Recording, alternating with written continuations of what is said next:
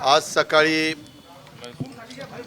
कालवा सल्लागार समितीची बैठक विशेषतः निरा डावा कालवा, निरा उजवा कालवा, चास कमान, त्याचबरोबर पवना, त्याचबरोबर खडकवासला, कुकडीची 5 धरणं, घोड अशा बहुतेक आपल्या भागातल्या सगळ्याच धरणांच्या बद्दलचे बैठक कालवा सल्लागार समितीची घेतलेली होती।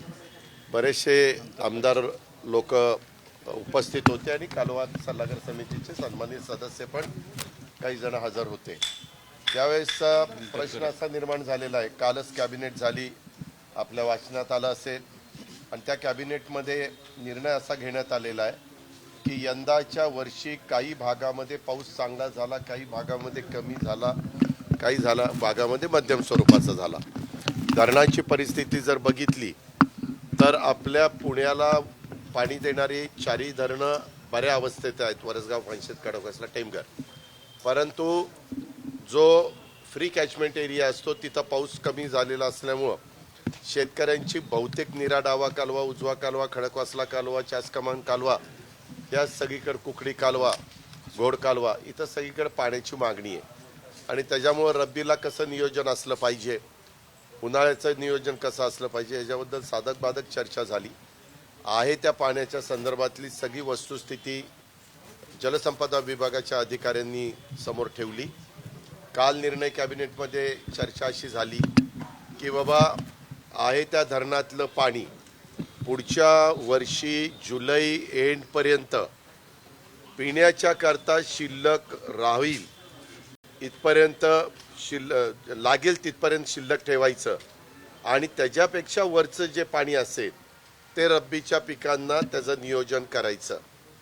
आणि आपल्याला ती अडचण जास्त आली नाही कारण आपली धरणाची परिस्थिती बरी आहे। फक्त वीर धरणामध्ये मात्र निरा डावा कालव्याचे साधारण गेल्या वर्षाच्या तुलनेमध्ये 3.5 TMC पाणी कमी पाहायला मिळालं, त्याच्यावर तिथं काटकसर करावी लागणार आहे। पुण्याच्या संदर्भामध्ये बहुतेक सगळ्यांचं लक्ष असतं, पिंपरी चिंचवडला काही अडचण येणार नाही कारण पवना धरण पूर्ण भरलेलं आहे, त्याच्यावर तिथलं शेतकऱ्यांना जे नियोजन असतं ते नियोजन आणि पवनेचं पिंपरी चिंचवडला पाणी तिथं पण कुठली अडचण येणार नाही, तेही आयुक्त आलेले होते, ते म्हणले आम्ही आमचं नियोजन व्यवस्थितपणे करू। आहे त्या पाण्याचा शक्य असेल तिथं काटकसरीनं वापर करणं मात्र गरजेचं आहे। इथं आयुक्तांनी अशी विनंती केली की बाबा आम्हाला एक 8 दिवस द्या, पुणे महानगरपालिकेचे आयुक्त आणि जलसंपदा पुणे विभाग, पुणे पाटबंधारे विभाग जो आहे ते आम्ही एकत्र बसतो आणि ह्याच्यातनं कसा मार्ग काढायचा, काय काय करायचं त्या पद्धतीनं आम्ही ठरवतो। 7 दिवसांनी पुन्हा तुमच्या लक्षामध्ये आणून देतो। आणि आता कॅनॉल काही कालवा सल्लागार समितीच्या बैठकीमध्ये म्हणजे वेगवेगळे बैठका होत्या, त्याच्यामध्ये 1 डिसेंबरला कॅनॉल सोडायचं ठरलं, काही ठिकाणी 1 नोव्हेंबरला सोडायचं ठरलं, काही ठिकाणी 15 डिसेंबरला सोडायचं ठरलं। साधारण ह्या पाण्याचा उपयोग हे जे आज मीटिंग होत्या त्याच्यात नगर जिल्हा, पुणे जिल्हा, त्याचबरोबर आपला सोलापूर जिल्हा, बीड जिल्हा अशा साधारण 4-5 जिल्ह्यांशी संबंध येतो, त्याच्यावर 4-5 जिल्ह्यातले लोकप्रतिनिधी हे त्या मीटिंगला हजर होते, त्यांनी त्यांची भूमिका मांडली आणि अशी प्रकारची साधक बाधक चर्चा करून आम्ही साधारण नियोजन कसं असलं पाहिजे ते ठरवलं। परंतु मला आपल्यामार्फत नागरिकांना, शेतकऱ्यांना, जनतेलाही सांगायचं आहे, हवामान खात्याने थोडासा असा अंदाज व्यक्त केलेला आहे की 2 चक्रीवादळं ही निर्माण झालेली आहे आणि त्या चक्रीवादळाचा काही प्रमाणामध्ये पाऊस पडण्याच्या करता उपयोग होऊ शकतो। आता तो मध्य महाराष्ट्रामध्ये तसंच कोकण किनारपट्टीवर असाही होऊ शकतो असं सांगितलं। शेवटी चक्रीवादळ हे नैसर्गिक भाग आहे आणि त्याच्यातून एक शक्यता वर्तवण्यात आलेली आहे, म्हणून आम्ही आज चर्चा करत असताना जर यदा कदाचित कर्मधर्म संयोगाने आपल्याला पावसाची गरज आहे आणि त्याच्यातनं पाण्याची पातळी वाढायला मदत झाली तर निश्चितपणे पुन्हा एकदा आपण बसून साधारण जानेवारी फेब्रुवारीमध्ये बसायचं आमचं पुन्हा ठरलेलं आहे. पुण्याच्या आयुक्तांनी पाणी वाढून मिळावं अशी मागणी केली होती त्या संदर्भात काही जलसंपदा विभागाकडे आज जलसंपदा विभागाची मिटिंग होती, आज कालवा सल्लागार समितीची मिटिंग होती. त्यांनी मागणी केलेली असेल तो प्रस्ताव राज्य सरकारकडं जलसंपदा विभागाच्याकडं म्हणजेच देवेंद्र फडणवीस त्या विभागाचे मंत्री त्यांच्या पुढे गेला असेल. आज काही त्याबद्दलची चर्चा झाली नाही. आज एवढी चर्चा झाली किंवा खडकवासल्याचं पाणी जे फुरसुंगीला कॅनॉल जातो तो कॅनॉल बोगदा जर केला तर त्याच्यात 2.5-3 TMC पाणी थांबू शकतं, वाचू शकतं. आणि दुसरं मुळशी धरणाचं पाणी, काटांच्या धरणाचं पाणी त्याच्याकरता अविनाश सुर्वे म्हणून सेक्रेटरी म्हणून रिटायर झालेले जलसंपदा विभागाची त्यांची समिती केलेली होती. त्यांनी अहवाल दिलेला आहे आणि त्या अहवालाच्या बद्दल लवकर पुढची काय कारवाई सरकारने करावी अशा प्रकारची मागणी. कॅनॉलचं काय होतं प्रोजेक्ट, त्याच्यामध्ये झालंय काय, जलसंपदा विभागाच्याकडे निधी त्या कामाच्या करता नाहीये. त्यांचं म्हणणं असं आहे हा कॅनॉल शहरातनं गेलेला आहे, पाणी पण त्याच्यात वाहतं आणि दोन्ही बाजूला रस्ते आहेत, काही काही ठिकाणी ॲडिशनलची जागा आहे. तर त्या जागा सगळी जी तिथपासून फुरसुंगीपर्यंत पुणे कॉर्पोरेशननी ताब्यामध्ये घ्यावी आणि त्याचा TDR द्यावा. TDR दिला तर ती रक्कम मोठी होऊ शकते आणि त्याच्यातनं बोगद्याचं काम होऊ शकतं असं जलसंपदा विभागाने प्रपोजल दिलेलं आहे. आधी मी उपमुख्यमंत्रीपदाची जबाबदारी स्वीकारल्यानंतर मुंबईमध्ये देखील ह्याच्याबद्दलची बैठक माझ्या स्तरावर झाली आणि त्याच्यामध्ये मी अधिकाऱ्यांना पण म्हणलं की बाबा फार अशा गोष्टी नियमावर बोट ठेवून करू नका, कॉस्ट वाढत चाललेली आहे.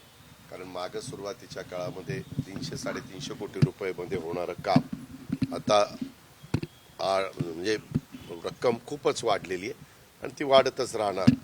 तर त्याच्याऐवजी एकदा काय तो निर्णय झाला तर जास्त संयुक्तिक ठरेल. तर तेव्हा मात्र बहुतेकांनी सगळ्यांनी सकारात्मक, त्याच्यात 3-4 डिपार्टमेंटचा संबंध येतो. एक नगरविकास खात्याचा संबंध येतो, दुसरा जलसंपदा विभागाचा संबंध येतो, तिसरा महसूलचा संबंध त्या ठिकाणी येतो. अशा 3-4 विभागाचा संबंध येत असल्यामुळं नगरविकासच्याच अंडर टाउन प्लॅनिंग आहे त्यांचा एक संबंध त्या बाबतीमध्ये येतो. अशा ह्या काही गोष्टी आहेत. मात्र ते सगळे अधिकारी हजर होते, नितीन करीर पण हजर होते. नितीन करीर आपले पालक सचिव आहेत, त्याच्यावर तेही त्यावेळेस हजर होते आणि त्याच्यामध्ये ती चर्चा झाली. तर माझा दर 15 दिवसांनी आढावा असतो.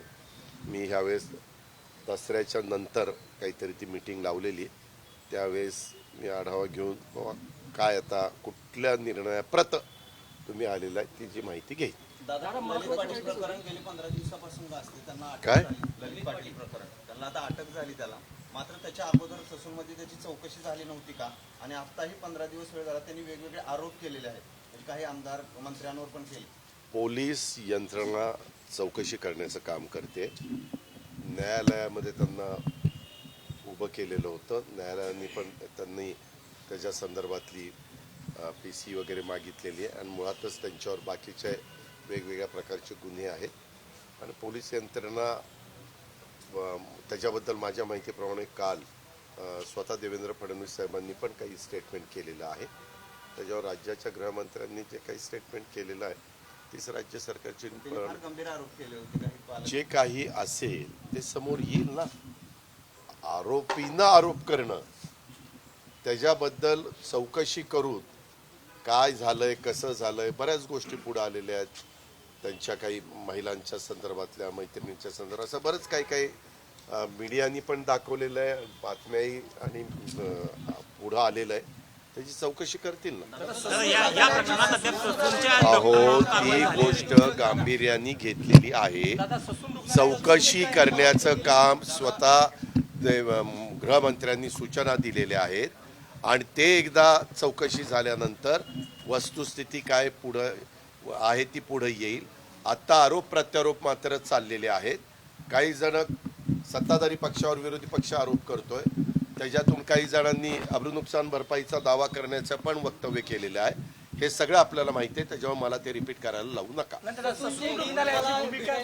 वाटते कारण 15-20 अहो, दिवस म्हणूनच- झाले त्याच्यावर त्याला कुठला आजार होता, त्याच्यावर कुठले उपचार करत होते, ते सांगतील कोण ना. डॉक्टर करत होते. पोलीस यंत्रणा चौकशी करेल. दादा 20 दिवस झाले. तुम्हाला आणि मला चौकशी करण्याचा अधिकार नाहीये, तो आता सापडलेला आहे. चौकशी करण्याचं काम चालू आहे. चौकशी झाल्यानंतर काय नक्की घडलेलं आहे ते आपल्या सगळ्यांच्या समोर येईल. 20 दिवस झाले ससून रुग्णालयाची नेमकी भूमिका पुढे येत एक मिनिट, मला एक कळत नाही हो. मुख्यमंत्री एकनाथराव शिंदे, देवेंद्र फडणवीस, आम्ही सगळे मिळून हे महायुतीचं सरकार चालवतोय. ह्याच्या संदर्भामध्ये जी काही स्पष्ट भूमिका काल मुख्यमंत्री, उपमुख्यमंत्री, आम्ही दोघंही अशी आमच्या तिघांची चर्चा झालेली होती. आणि उपमुख्यमंत्री म्हणाले होते की मी त्याच्यातली काय काय वस्तुस्थिती झाली, कधी हा निर्णय झाला, कुणी हा निर्णय घेतला, कुणाची सही होती, काय होतं, ते सगळं मी जनतेला सांगतो. काय होतं, बऱ्याचदा जनतेला वस्तुस्थिती माहिती नसती, मीडियाला पण माहिती नसते आणि त्याच्यामुळं प्रत्येकजण आपल्या आपल्या परीनं बातम्या दाखवण्याचा प्रयत्न करतात. आता मधी तुम्ही पण माझी किती वाट आतुरतेने पाहत होता त्या मीरा बोरवणकरच्या कामामध्ये. काय माझा दुरान्वय पण संबंध नाही. तुम्ही बघताय मी आज सकाळी 6:30ला येऊन इथं मीटिंग सुरू केलं. मी कामाचा माणूस आहे. मला काम करायला, निर्णय घ्यायला आणि जनतेचं हित ज्याच्यात आहे तशा पद्धतीनं पुढं जायला आवडतं. आणि त्याही वेळेस माझं कारण नसतं नाव घेतलं. मी इथं का बोललो नाही, कारण ते राज्यस्तरावर बोललो असतो तर ते जास्त बरं झालं असतं. मी बोलल्यानंतर पुन्हा काही कोणाची, नाहीतर कुणी इन्क्वायरी करा, काहीतर अजित पवारांचा राजीनामा घ्या, निरपक्ष पद्धतीनं चौकशी झाली. अरे चौकशी करायला जागा आहे, तिथं आहे, सगळं काही आहे. काय तारखा नंतर निघाल्या, कोण गृहमंत्री असताना बैठक झाली, कुठल्या गृहमंत्र्यांनी काय केलं, कुणाला तिथं प्रमुख नेमलं, सगळं पुढं आलं, सगळं पुढं कळलं. आता त्यांनी तर इतक्या मोठ्या मोठ्या वेगवेगळ्या व्यक्तींची पण नावं त्याच्यामध्ये घेतली. नंतर एक अजित गेला आणि दुसरे अजित त्यांच्याबद्दल सुरू झालं. असं सगळं चाललेलं आहे. पण टायमिंग ते दादा कोण आहे नाही नाही, मला काही माहिती नाही, मला त्याच्यात रस पण नाही. मला काय करायचं, मला माझं टायमिंग पडलेलं आहे. मला जी काही संधी मिळालेली आहे त्या संधीतनं जेवढे काही आपल्यावर जबाबदारी असणारे प्रश्न आपल्याला मार्गी लावता येतील, अडथळे कोणतरी ठरवून करते ती मार्गी लावण्याचा माझा प्रयत्न. तुम्हाला त्यांनी नकाशा दाखवला, तुम्ही तो नकाशा टेबलावर आपटला देखील, असं देखील त्या असं काही झालेलं नाही, असं काही झालेलं नाही. मी तुम्हाला सांगतो, मला त्याच्या संदर्भात मी आयुक्तांनी आणि बाकीच्यांनी सांगितलं की आमच्या कमिटीने शिफारस केलेली आहे.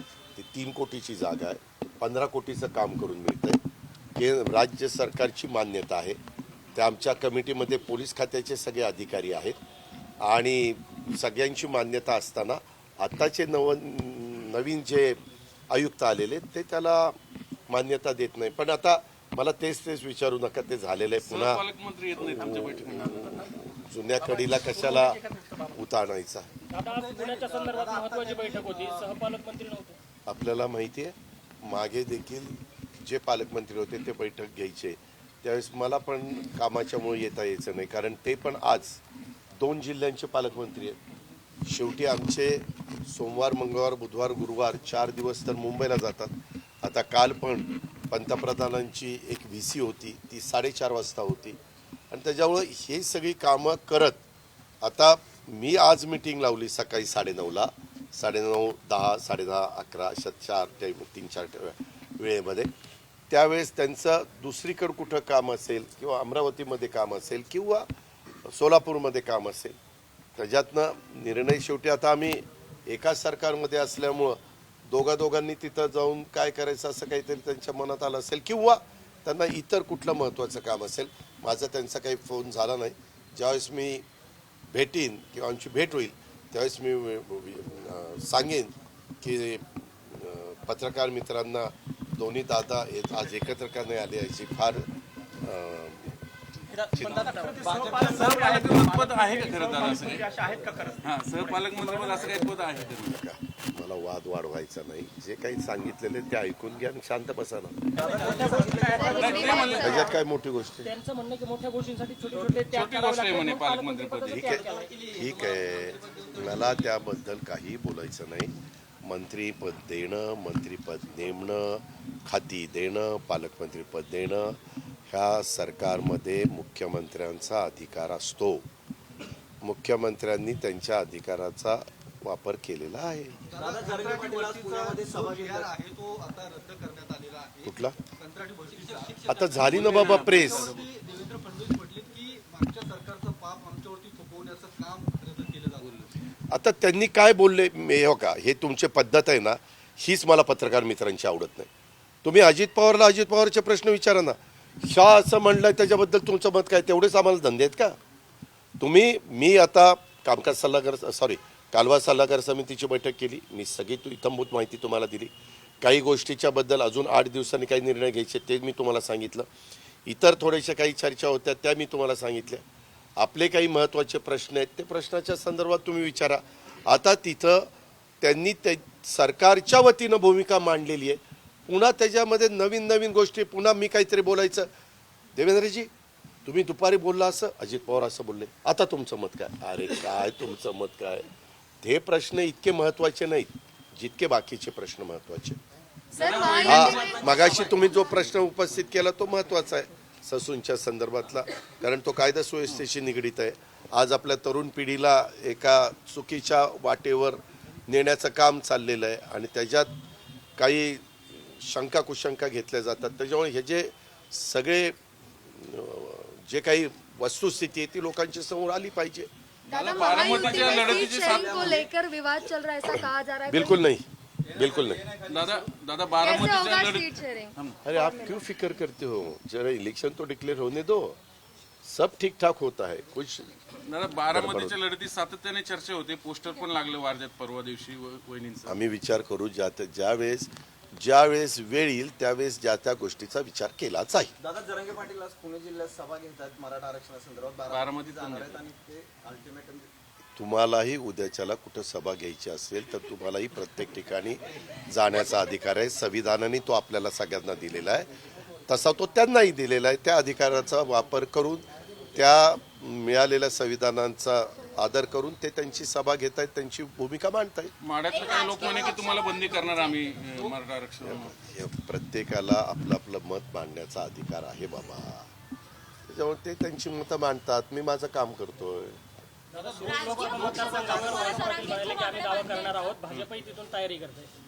सगळे तयारी करतात. निवडणुका म्हणल्यानंतर प्रत्येक राजकीय पक्षाला आपापल्या परीनं तयारी करावी लागते. अंतिम निर्णय आता महायुतीच्या सरकारमध्ये तिन्ही पक्षांचे वरिष्ठ पातळीवरचे नेते मंडळी घेतील. पक्षप्रमुख म्हणून तुम्ही किती जागा मागणार लोकसभेच्या? मी त्यावेळेस चर्चा सुरुवात करीन त्यावेळेस तुझा चेहरा डोळ्यासमोर आणि मग म्हणेल आता त्यांनी तो प्रश्न विचारलेला होता, आता आपण व्यवस्थित अभ्यास करून त्याचं उत्तर द्यावं, ते त्यावेळेस देईल. दादा डीपीसी संदर्भात काय स्थिती आहे सर? काय राजकीय पक्ष म्हणून जरांगेंच्या हो का, मी पहिल्यापासून एकनाथराव शिंदेंच्या नेतृत्वाखाली ह्या ज्यावेळेस आंदोलनं सुरू झाली त्यावेळेस सर्व पक्षीयांची आम्ही बैठक घेतलेली होती. त्याला आम्ही बहुतेक जण हजर होतो. त्यावेळेस प्रत्येकाचं मत विचारलं. तिथं दोन्ही विरोधी पक्ष नेते हजर होते, बाकीचे सगळे सहकारी हजर होते आणि सगळ्यांना आपली आपली मतं विचारली. सगळ्यांनी सांगितलं की आज समाजातल्या ज्या घटकाला 52-10-62% आरक्षण मिळालेलं आहे त्या आरक्षणाला कोणताही धक्का न लागता ज्या इतर मान्यवरांची, इतर घटकांची, इतर समाजाची मागणी आहे ती मागणी पूर्ण करण्याच्या करता कार्यवाही करावी. ती करत असताना सुप्रीम कोर्टामध्ये मागं एक झालेला निर्णय नाकारण्यात आला, त्याच्या आधी एक झालेला निर्णय हायकोर्टात नाकारण्यात आला. त्याच्यामुळं हे दोन्ही निर्णय हायकोर्टाने आणि सुप्रीम कोर्टाने का नाकारलेले, त्याच्यामध्ये काय त्रुटी राहिल्या, त्याच्यामध्ये काय दुरुस्ती केली गेली पाहिजे, ती कायद्याच्या नियमाच्या न्यायव्यवस्थेच्या चौकटीमध्ये कशी बसेल, ह्या सगळ्याचा ह्याच्यातल्या तज्ज्ञ लोकां बरोबर घेऊन, ह्याच्यातल्या नावाजलेल्या वकिलांना बरोबर घेऊन मार्ग त्या ठिकाणी काढावा. परंतु हा मार्ग काढत असताना आज ज्या घटकाला आरक्षण मिळालेले आहे त्यांना कुठलाही धक्का लागता कामा नये, ही भूमिका सर्वांची तिथं मांडण्यात आली आणि सगळ्यांनी ती तिथं मान्य केली आणि ही नंतर आम्ही मीडियाला पण सांगितलं. त्याच्यामुळं आम्ही पहिल्यापासून, मी तर सरकारमध्ये अनेक वर्ष काम करणारा कार्यकर्ता आहे. देवेंद्रजींच्या काळात आरक्षण दिलं, त्याचंही आम्ही स्वागतच केलं. सभागृहामध्ये तो ठराव पण आम्ही सगळ्यांनी एकमताने केला. त्याच्या आधी पृथ्वीराज चव्हाण साहेबांच्या नेतृत्वाखाली आरक्षणाच्या बद्दलचा निर्णय झाला होता, 16% मराठा समाज आणि 5% मुस्लिम समाजाला. परंतु दुर्दैवाने ते हायकोर्टामध्ये त्या ठिकाणी टिकलं नाही. आता पुन्हा मला वाटतं शिंदे समिती ही नेमलेली आहे, ती त्यांच्या परीनं अभ्यास करते. कारण ह्याच्यामध्ये वेगवेगळ्या लोकांचं वेगवेगळं मत आहे. काहींचं म्हणणं असं आहे की मागास आयोगाने अभ्यास करून त्यामध्ये कुठला म्हणजे जो आता मराठा समाज, मग मराठा समाजच्या बद्दलचा पूर्णपणे अभ्यास करून ह्या बाबतीतली वस्तुस्थिती काय आहे ती आयोगाने पुढं आणली पाहिजे आणि त्या प्रकारे बाकीचा विचार झाला पाहिजे. परंतु आज जे काही आंदोलन चाललेली आहेत त्यांनी मध्ये जाहीर केलं की 30 दिवस झालेत, ह्यांनी 40 दिवस मागितले, अजून 10 दिवस 40 दिवसाने होतील, त्यावेळेस मी माझी पुढची भूमिका स्पष्ट करीन असं त्यांनी त्यावेळेसची जी मोठी सभा जालना परिसरामध्ये घडलेली होती त्याच्यामध्ये सांगितलेलं आहे. डीपीसी संदर्भात काय स्थिती आहे? काय अतिशय चांगली स्थिती आहे. कारण चंद्रकांत पाटील जेव्हा पालकमंत्री होते त्यांनी जे निधी मंजूर केला होता, आता परत 300 ग्रामपंचायतीमध्ये निवडणुका लागलेल्या आहेत, आचारसंहिता लागली, त्यामुळं ती कामं अजूनही आपल्याला माहिती आहे की आचारसंहिता असताना कुठली कामं सुरू करता येत नाही. मला जे थोडंफार ज्ञान कमी असेल तुमच्यापेक्षा, परंतु आचारसंहिता ज्यावेळेस लागते त्यावेळेस कुणालाही स्थानिक स्वराज्य संस्थातली कामं सुरू करता येत नाही. म्हणजे विशेषतः ग्रामपंचायत असतील, अनेक विधानसभा लोकसभा लागतात त्यावेळेस ती आचारसंहिता येते, बाय इलेक्शनच्या पण आचारसंहिता येतात. त्याच्यावर सध्या तरी आपल्या राज्यात आणि आपल्या जिल्ह्यात पण निवडणुकीची आचारसंहिता चालू आहे. दादा, ससून अस्पताल में जो का मामला सामने आया, वहाँ के प्रशासन पे सवाल खड़े हुए हैं. 9 महीने वो आता जाता है. उसके बारे में इंक्वायरी पुलिस विभाग कर रहा है, पुलिस डिपार्टमेंट कर रहा है. वो इंक्वायरी ख़त्म होने के बाद पूरा रिपोर्ट हमारे सामने आ जाएगा. वो आने के बाद किसकी गलती थी, किसने क्या गड़बड़ की, वो सब हम उसके बारे में सोचेंगे और सही निर्णय लेंगे. दादा, जिल्हा बँकेच्या संचालक पदाचा राजीनामा दिलेला ते जुनं झालं रे, नवीन संचालक तो आपल्याला अधिकार नाही आहे. एखादी जागा संचालक बोर्डामध्ये रिक्त झाल्यानंतर ती भरण्याचा अधिकार हा राहिलेल्या संचालक बोर्डाला आहे. त्याच्यावर ते राहिलेले संचालक बोर्ड त्याबद्दलचा निर्णय घेतील. मला त्याबद्दल जास्त माहिती नाही. मी तिथं 30, 31, 32 वर्ष काम केलेलं आहे. मी आता तिथं राजीनामा दिलेला आहे. परंतु बँकेला ज्यावेळेस माझ्या सल्ल्याची, माझ्या काय मदतीची गरज लागेल, नियमाच्या चौकटीच्या अधीन राहून सहकार विभागाने घालून दिलेल्या नियमाप्रमाणे त्यावेळेस मी त्यांनी मागितला तर मी सल्ला देईन. फुकटचा सल्ला द्यायचं काय कारण. पारची इच्छा असेल तर काय हरकत नाही.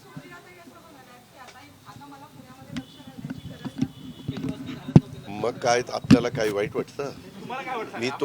मी मगाशीच तुम्हाला काय सांगितलं, मला हेच तुमचे प्रश्न आवडत नाही. त्यांना जे वाटतं ते त्यांनी सांगितलेलं आहे, मला जे वाटतं ते काम मी करतोय. पवार साहब ने कहा कि यूएन का अध्यक्ष भी अजीत दादा खुद को घोषित करे तो मुझे कोई दिक्कत नहीं. तो फिर मैं क्या करूं? ये अपने राष्ट्रीय अध्यक्ष का है. नहीं, ये देखो, आपने उनको जो सही लगा वो स्टेटमेंट उन्होंने किया, उसके बारे में मुझे नो कमेंट्स.